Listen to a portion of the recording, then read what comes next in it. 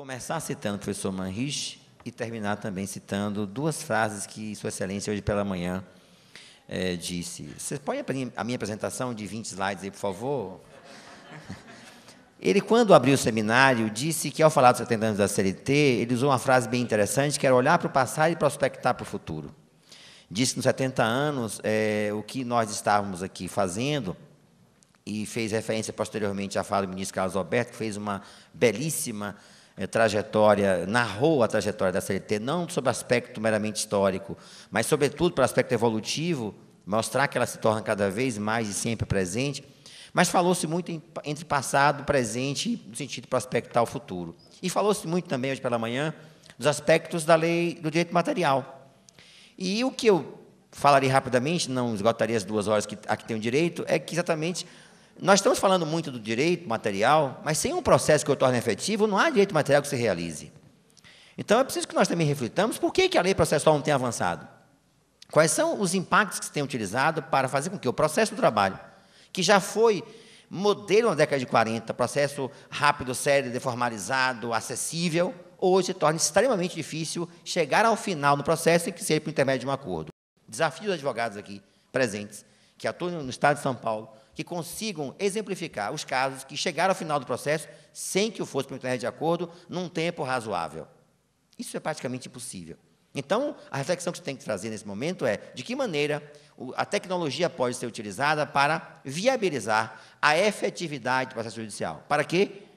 Para que a decisão não seja simplesmente uma promessa vazia. Ou seja, você ganha, mas sabe-se lá e quando vai ganhar, vai levar na expressão popular da expressão, na expressão popular, no significado popular dela. Eu poderia falar dos desafios de várias dimensões, estrutural, o que é o impacto, o desafio de implantar um processo, já veio aqui a fala do desembargador Doralice, mostrando o que é o impacto em São Paulo, institucional, o que é o tribunal ter que tomar uma decisão institucional de abraçar o projeto nas suas variadas dimensões, o aspecto tecnológico, que parque tecnológico é necessário, que equipamentos são necessários para viabilizar o acesso, o aspecto político, aqui no sentido bom da expressão, uma política pública de inclusão, sim, o PJE tem proporcionado isso, é só pegar os números. E vou citar 2 exemplos, um no site do RT de ontem, Santo Amaro da Bahia reduziu o prazo para 2 meses de tramitação processual, 2 meses, no site do RT de ontem.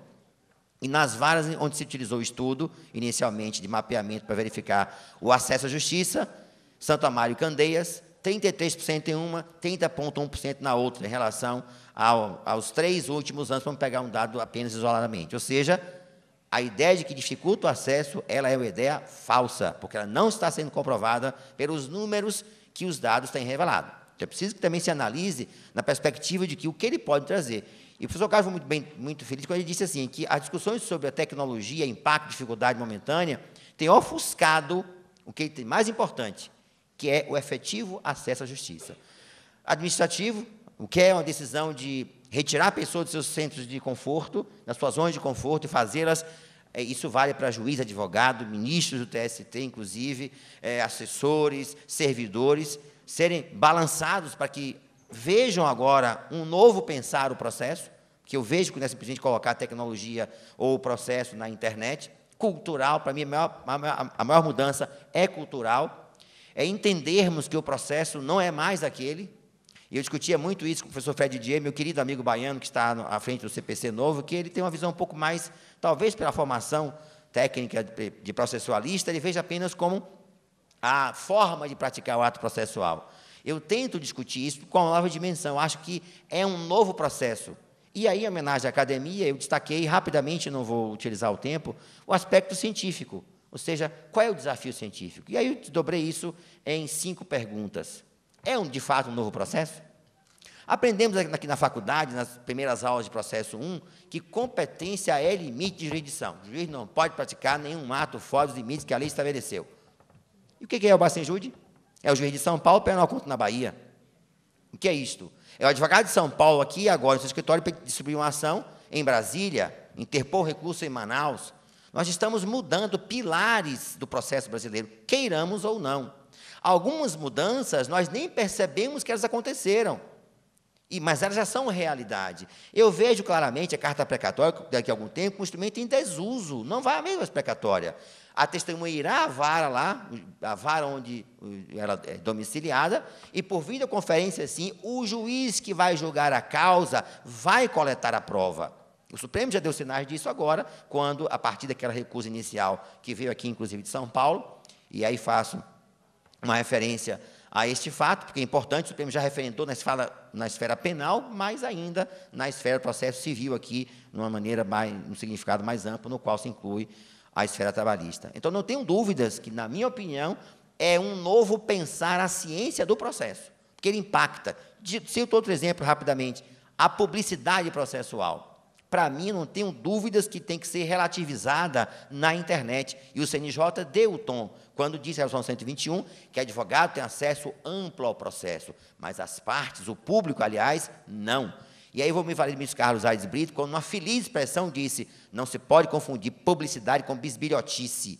E o que será a internet é eu sentar na minha casa e começar a ver os processos de todo mundo, documento, contra-cheque, atestados médicos, e aí começar a interferir na esfera privada. Isso não é e nunca foi publicidade processual. Isso é bisbilhotice, na feliz expressão do ministro Carlos Aires Brito. Então, nós estamos, sim, relativizando esse princípio clássico, sagrado ao processo, mas adaptado ao mundo da internet, que nós não sabemos o que pode vir com a internet. É mero procedimento? Os modernos processualistas entendem que sim, que apenas a tecnologia é para viabilizar a prática de ato processual. Eu tento mostrar, em até trabalho que já escrevi sobre o assunto, pela pergunta que respondi anteriormente, que não é somente utilizar a tecnologia, que isso é muito pouco, pelas mudanças que terão, e vimos aqui vários exemplos. Cito o professor ilustre baiano Rodolfo Pamplona Filho, que decidiu uma exceção de incompetência e audiência gravada. E aí? Onde é que está a invalidade do ato jurídico? A lei diz, o ato assinado digitalmente tem plena validade jurídica. Recentemente, esse caso da procuração, na 7ª turma, na sessão de ontem, julgamos 3 casos assim, advogados que interpuseram recurso, onde a assinatura digital era uma e a procuração, e quem assinou o recurso era outra. Sorte dos 3 casos, que a procuração também alcançava o subscritor da assinatura digital, que esse é o grande debate. Quem assina digitalmente, se não tiver procuração, aí não tem jeito, não é quem assinou a peça de modo cursivo. A base científica para esse novo desafio, eu entendo que sim. Hoje é uma farta doutrina sendo produzida para mostrar que não é somente a tecnologia ao modelo do processo digitalizado, que é aquela mera reprodução de peças na internet. E a única certeza que nós temos, falando sobre esse assunto, é não sabermos onde vamos parar. E nós não seremos os destinatários deste mundo, serão aqueles que virão além de nós, porque nós pegamos carona nele. Este mundo é o mundo dos nossos filhos, dos nossos netos, que já nascem com um chip debaixo do braço, que se eu dar um telefone celular desse em 2 minutos, ele faz coisas que eu em 1 ano não fazia. Ainda diz que é o cara mais simples. Mas, meu pai, você não sabe fazer isso? Como se fosse você um grandíssimo idiota que não sabe, na expressão de Raul Seixas, né, não sabe fazer absolutamente nada com o telefone, que ele acha a coisa mais banal do mundo. Não é o nosso mundo. O que me preocupa é a jurisprudência e a doutrina que virão desse novo universo. E aí cito um caso que foi julgado no Supremo Tribunal Federal o ano passado, que foi, a meu ver, o divisor de águas, que foi quando o Supremo decidiu se o juiz estava obrigado ou não a se cadastrar no Bacenjude para utilizar o sistema. Era uma de segurança impetrada por um juiz pernambucano, juiz federal, que entendia que não estava obrigado a cumprir ato do CNJ. E, de repente, o julgamento triou para um outro caminho, que era, pode o CNJ normatizar ato processual? Na verdade, não tinha nada a ver uma coisa com a outra. Mas, às vezes, julgamentos têm isso. De repente, tangencia por uma vertente que ninguém sabe onde é que vai parar. Felizmente, a vista regimental que foi solicitada pelo ministro, requerida pelo ministro Lewandowski, ao retornar a vista, o julgamento voltou ao trilho normal e, por maioria, quero chamar a atenção, por maioria, se entendeu que aqui não era um ato jurisdicional, era um ato administrativo ao qual o juiz estava vinculado para a segurança dele próprio, que era poder utilizar um sistema dessa natureza sem estar, ou melhor, para garantir as regras de segurança de acesso ao sistema. E aí me preocupa os famosos precedentes, construídos no mundo antigo, utilizando a expressão do nosso querido amigo Pepe, com a cabeça de papel, pensando no mundo digital.